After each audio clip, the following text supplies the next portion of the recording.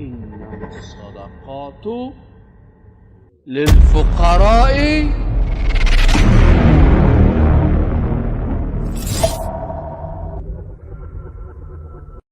صدقه برای کی هست؟ اینه برین گردنتان بسته اینه سیل کنین دمی هر خطه خیر است. یک دمودان دروازه کان دفعه سیل کنین دمی خیرات که میگه ما خیرات کردیم، سعی کنین که چند تا فقیر میه و چند تا غنی میه، هر کدام سیل. جنرال صاحب بفرمایید صاحب، برای این جنرال صاحب یک چند تا چیز ببره، بعد از یک ذره گوشت دیگه یخنی بده. یک خیرات خور که میگه تو کی گفت اینجا بیا، باز یک چاق کٹی خوب هم تو بی غیرتی سالمه، باید سر دمی دان دروازه ای کلانکار مقرر میکنن. این وظیفه چی است؟ یک سوته دادانش است فقیر دوانک. باز اینجا شکاکا که دیگه خدا آمده یه دیگه سوته را گرفتن پیش نبین.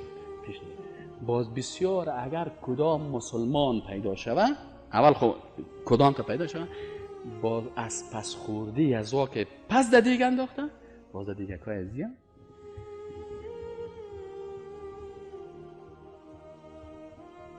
بازی هم میگه والا سر ما خیرات کنیم. در خیرات کی از تجارت است، پیسه دار است، موتر لوکسوس است، نمیدونم. ما از خاطر از یا که میفهمیم که حالا در خیرات بریم که کوتی خونه باشه مرام نخواد بانه، باز ما در خوبم تو لوکس در موتر لوکس سر موتر که میشیم باز که میگیم باز بازار بله بله استادا بدوانیم. صحیح نه؟ اگر دنیا رو ما استادا خوردیم سیر نکردیم.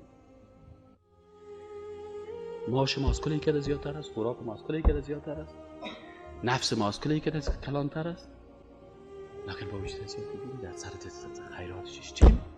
و باز ببینید در دوره اسقاط هم بیشتر روی خود پاد گرفت می‌قسمی. باز خب بکنه پاکت میگه چخ میکنه، باز دلش سختی میکنه که این پاکت سعی کنه چنده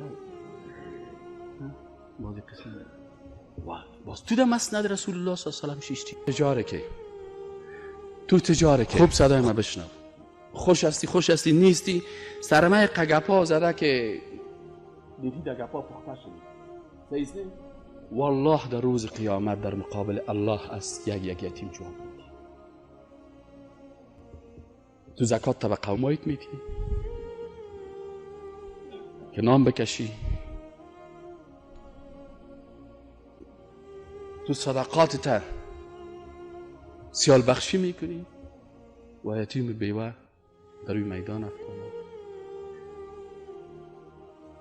در لایتام باز انگلیس جور کنه و طفل یتیم میبره، باز اونجا رقاصه جور میکنه، باز تلویزیون و دخترکای یتیمه که 14 سالش او را میرقصانه چون از خودترکی در زیر تربیت بوده و تو باز در روز قیامت استاد میشی و باز میگی که یا الله و میگی که ما امت تو بودیم یا رسول الله و رسول الله صلی الله علیه و آله برات میگه که نه امت ما عثمان غنی بود، امت ما عبدالرحمن ابن عوف بود و هم تجاره بودن. ببین که چی کردن،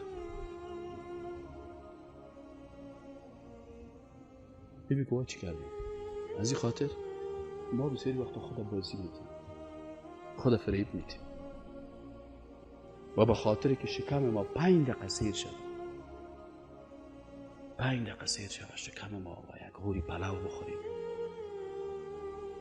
به خاطر 5 دقیقه و هزارها یتیم در روی سرکا ماند و تمام روز جنجال فرقی است.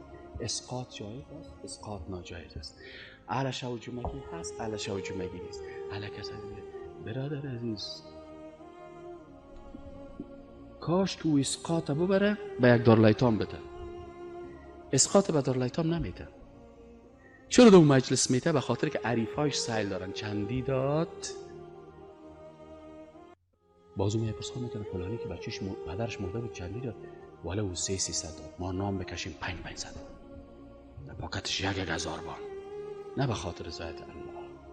اگر این رضایت الله را میخواست برای یک یتیم یک مجاب میبود، برای یک فقیر میبود. مشناسیم نیست؟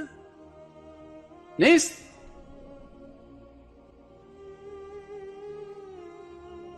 اما از ما را کی میخوره صدقات ما؟ حق الله را. الله حق خدا سر تو فرض گشتنه بر از یتیم بده. حاجی صاحب 11 مرتبه به حج رفته، 1 روپیه زکات ندادن. بنای پنجم چون مردم آجی صاحب آمد، ای آجی صاحب 11 دفعه حج کرده، این خود نفس است. اما صاحب چند زکات داده؟ بازون هم برای کی میتن؟ برای یک کس میتن. سبحان الله. بخود من یه چیزا رو با چشم خود دیدم. خب قصه من کلش اپدیت شدگی است. خب برای کی میتن؟ برای یک کسی که امیدوار است که باز دختر از او خواستگاری کنه. باز برای میگه که تو دیر که سړی و مولوی صاحب تو دیر مونږ باندې قدر لري او دا لري او هغه لري، دغه وزه تاسو ته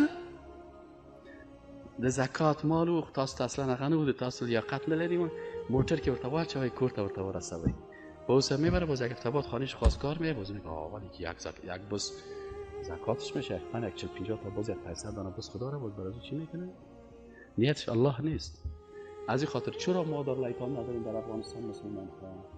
چرا ترکا دارن؟ چرا در مدینه منوره هست؟ چرا در مکه مکرمه هست؟ چرا در کشورهای عربی هست؟ به خاطر که در کشورهای دیگی که اونجا مدرسه‌هایشان آباد است، دارالایتام‌هایشان آباد است، برای زنای بیوه مراکز دارن، برای فقرا جای دارن، انتشارات‌هایشان مراکز دعوتشان آباد است، به خاطر ازا که وا صدقه‌شان به خاطر الله است، صدقه جاریه. ما در افغانستان چرا نداریم؟ دکتر علی شریعتی هم این 30 سال پیش 40 سال پیش در کتاب خود نوشته کرده، میگه آنچه که ایران را خراب کرده آخوندای شولخور و پلوخور و الواخور ایران است. ایران هم این غمه داشتن، حالا خوب شدن ملایشان پادشاه شدن، گدایی نمیکنن.